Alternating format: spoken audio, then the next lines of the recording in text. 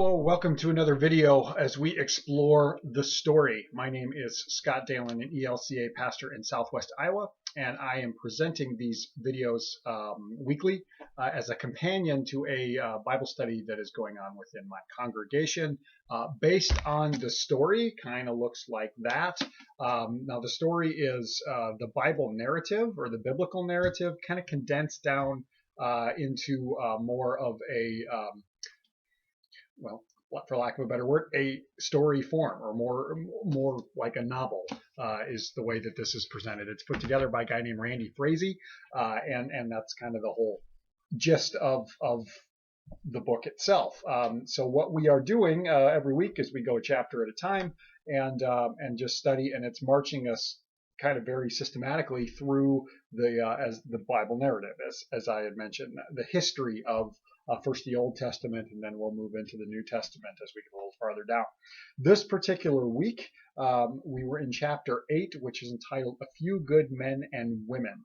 This chapter within the story covers the Old Testament book of Judges, kind of discussing that time frame. Now, some background to that. Judges picks up immediately at the end of the book of Joshua. If you caught the video from last time around, we explored Joshua and his story as Moses has died and Joshua takes on the mantle of leadership and actually leads the Israelite people across the Jordan River into the Promised Land, and the battles that ensue as they work on driving out the people who live there, the indigenous people, if we want to call them that, and to take possession of the land. Now, the book of Joshua ends much the same way that the book of Deuteronomy ends, and Joshua is addressing the people just before he dies, saying, make a choice to follow the Lord.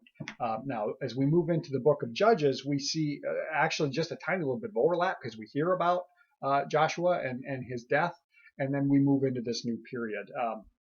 The book of Judges really discusses a new style of leadership within the people as they are now living in the Promised Land. And it actually covers a pretty substantial chunk of history, a couple of centuries, about 175 to 200 years worth of Israel's history is covered within that particular book. But as I mentioned, it does pick up immediately following the death, or at the death of Joshua. And at that time, Caleb, who was, along with Joshua, the two what we call the good spies, that had scouted out the Promised Land even before Moses had died, or prior to the 40 years of wandering. And they were of the 12 spies. Joshua and Caleb were the two who were like, yes, the land is favorable, let us go and take possession of it. So they were the only two of that original generation that got allowed to enter into the Promised Land. Now, after the death of Joshua, Caleb kind of takes on the mantle of leadership, and we hear just very, very little about that. We do get a couple little snippets hearing that he is kind of still directing things or acting as that intermediary, but we really don't hear much. And at this point, we transfer into the leadership of the judges. Now, when we think of judges in today's society, we think of guys or girls, individuals in big black robes who sit in a courtroom and make rulings. The judges in this time were a little bit more active. They tend to carry a sword and lead battles. After Joshua, the period of Joshua, there's still a lot of people living in the area. There's still a lot of interaction with different cultures, different groups, different tribes, whatever you want to say, that's still going on. The people may have been driven back, but they're not gone. And so the Israelites are still interacting with them. And something to keep in mind, and we talked about this quite a bit in study last night, is the notion of how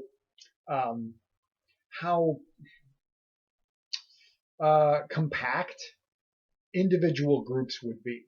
Yes, we have the 12 tribes of Israel, and they are settled in the land, but this is not a giant cohesive nation at this point. Each tribe is very centered around their own tribe of those 12, and the people are very mobile. It's still very much a Bedouin society. Yes, there are cities. Yes, there are towns. But the people also move a lot.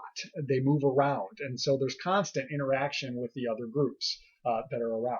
To keep in mind, leadership at that time is whoever's the strong one. Who can protect us? We're going to follow that person. And they will control, be the chief or the king or whatever you want to say, for as much area as they're strong enough to control. So that's where a lot of these interactions, and particularly the negative ones, tend to come in. That large groups, because they have a powerful leader, a strong leader, so a lot of people follow them.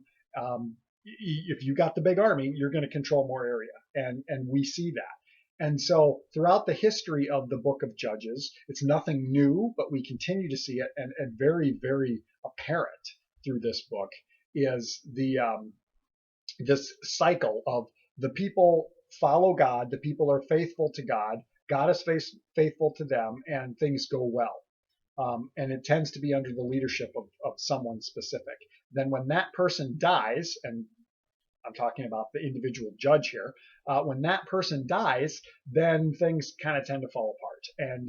And leadership, who knows who's in charge, but oftentimes this is when we see the people fall away from God, and another group raises up to oppress the people, and there's a period where they're under oppression, and then pretty soon they remember God and they pray to God, and God raises up a new leader, a new judge, and they lead things back around, and things are good, and then the crazy cycle continues. So throughout the book of Judges, we hear the story of 12 different judges over that period of time that I mentioned earlier.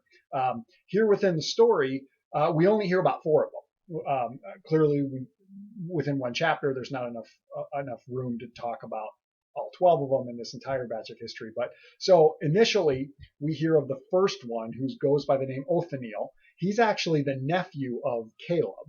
So we kind of see that connection. The first judge is a family to Caleb, one of the 2 good spies, along with Joshua. But we hear very briefly about him, how he takes on that mantle to kind of help continue to guide the people as they push back against some of those people who are still around. But shortly after that, just as I mentioned, a brief snippet, then we move into Deborah. Now, Deborah was actually the 4th judge. So there's been a little bit of time that's gone on before we get to her story. But the 3 main ones that we hear about within the chapter are Deborah, who was the female judge, and that's certainly of significance. Then we hear about Gideon, and then we hear about Samson. Now, Samson is, of course, probably the most well-known judge, just because of his great strength and his long ongoing feud with the Philistines.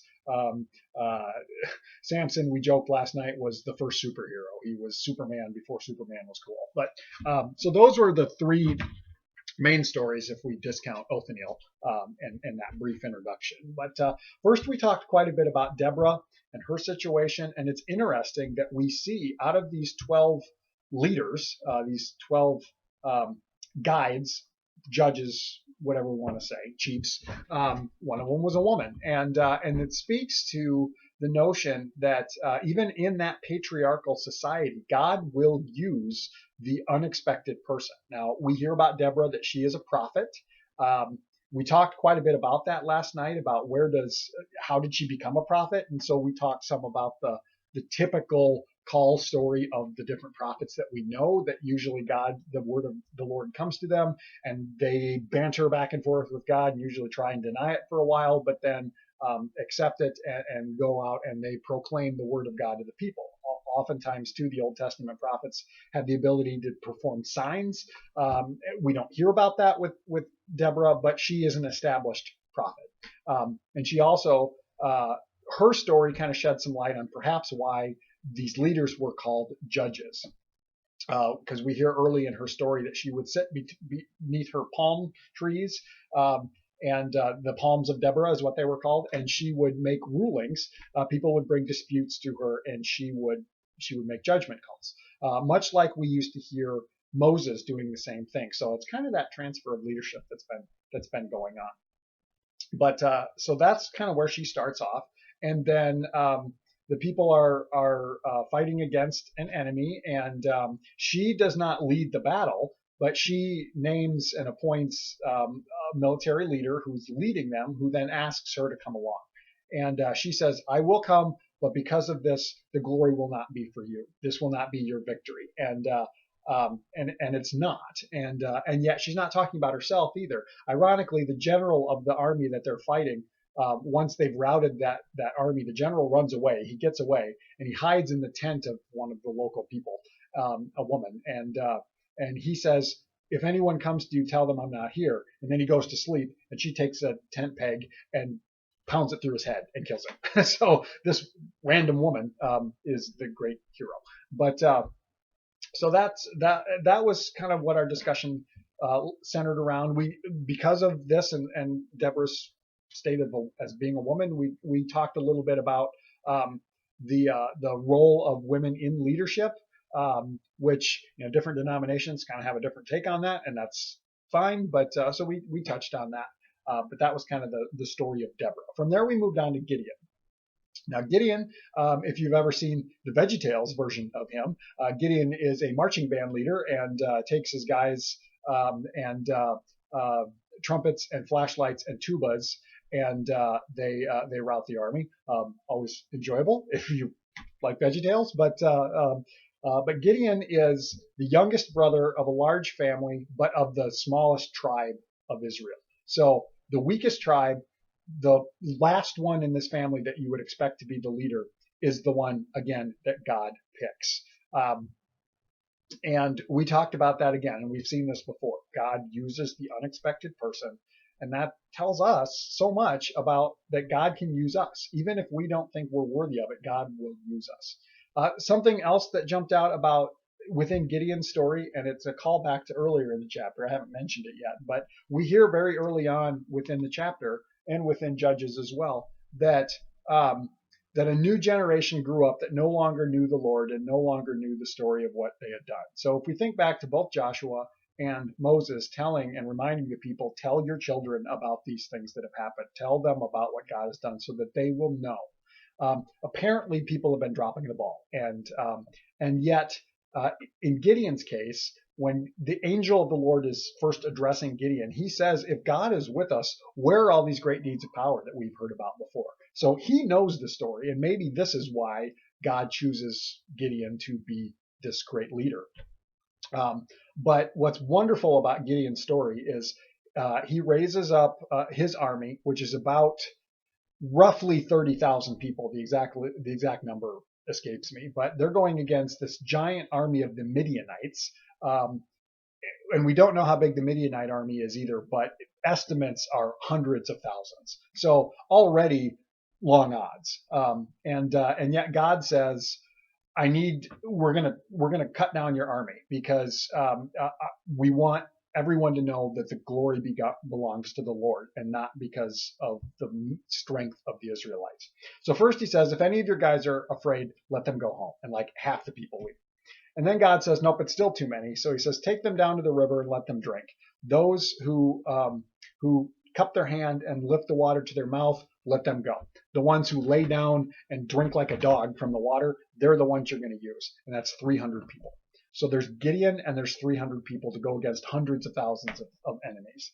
How could you ever possibly imagine that this would work unless you were watching the movie 300 with the Spartans that came out a few years ago, but which we actually mentioned last night. But so this is going on, and but the interesting thing about Gideon also is that Gideon questions God. Gideon tests God, puts God to the test, saying, if this is really your will, I've got this fleece. I'm going to put it on the ground overnight.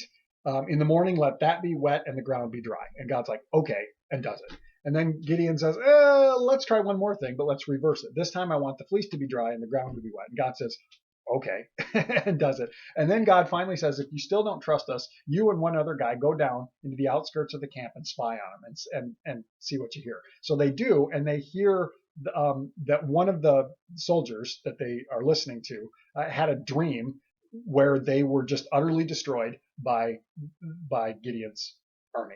And so Gideon's finally like, okay. So then they go and they have trumpets and lanterns and glass jars, and they make this big bunch of racket in the middle of the night, and it freaks all the Midianites out, and they think, oh no, there's so many of them, and they all run away and gradually are killed. So that gives Gideon this great victory. Following that, I need to move on. We need to move into Samson. I'm looking at my timer, and we're getting going pretty long here. So Samson, probably, as I mentioned before, the most well-known of the judges. Now, at this time, it's the Philistines who are oppressing the people. And we hear, first off, that Samson, first off, his mom was barren. So for a long, long time, couldn't have any children, and yet the angel comes to her and said, "Behold, you will have a son. He will be set apart. He will be a Nazarite. Never cut his hair. He can't eat any or drink any fermented wine, so on and so forth." Actually, sounds a lot like John the Baptist, who we'll hear about later. John the Baptist was also a Nazarite, but completely different situation.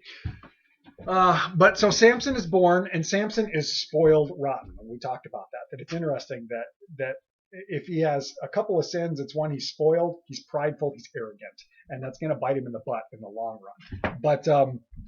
But first off, he sees a Philistine woman who he wants and tells his parents, "Go get her for me. I want to marry her." And they're like, "Why don't you marry one of our girls? What's wrong with them?" But he's like, "Nope, I need her." And there's going to be tension initially, and there's already tension even at the wedding. The wedding doesn't go well. Samson tries to swindle some of the attendants and get some clothes for it, but they say to his new wife, "Oh, you need to help us. Remember, we are your people." So it ends up going badly, but Samson goes out and kills a bunch of people to get the clothes to pay off his bet. So it's odd. And initially, from the get-go, we see that there's tension between Samson and the Philistines. And yet we hear that God planned that. God used this in order to kind of continue moving things forward and eventually cleaning out the Philistines, although that doesn't end with Samson. They're still around when this young guy goes by the name of David, routs this guy named Goliath. Perhaps you've heard of that story as well. But in the long run, Samson lives for a long time, and he's a powerful judge, but he's arrogant. He's got a taste for women and killing. And those are kind of his two big things.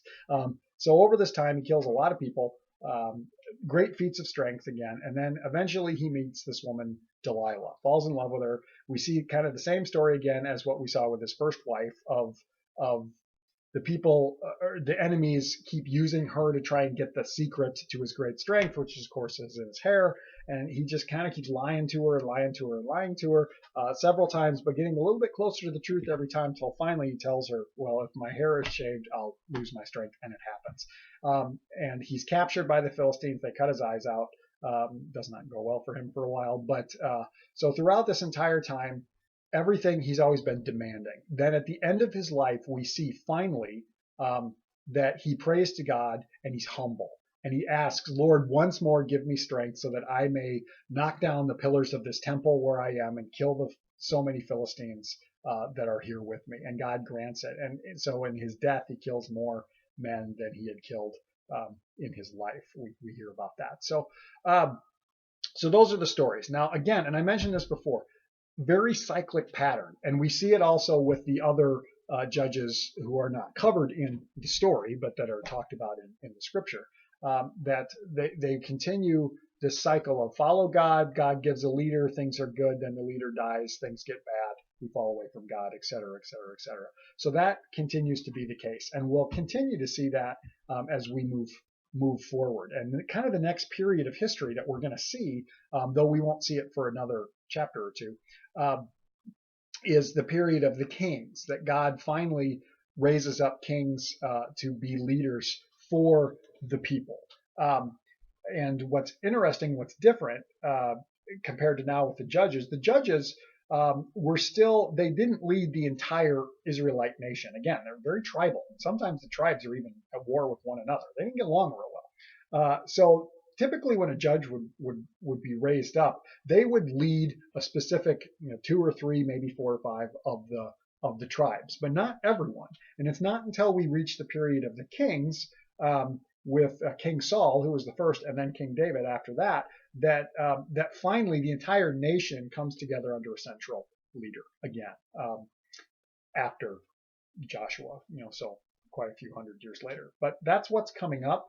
Um, uh, and that's kind of what we talked about. Again, this video got pretty long. I see I just crossed the 20-minute mark. That's the longest one I've done by far. But this was what we talked about. And interestingly enough, it seemed very repetitious. And I believe that's to be intentional, because we see this period of the human nature that we follow God, and then things are good and for a while, and then we kind of fall away and things get bad, and then we remember God and come back. Israelite people went through the same thing. I hope you have a great week. Thanks for tuning in and sticking with it this long. If you have any thoughts, questions, or comments, please share those down in the comment section, either here on YouTube or on Facebook, where this video will also be posted, and we can continue the conversation that way. Otherwise, I hope you have a great week, and God bless.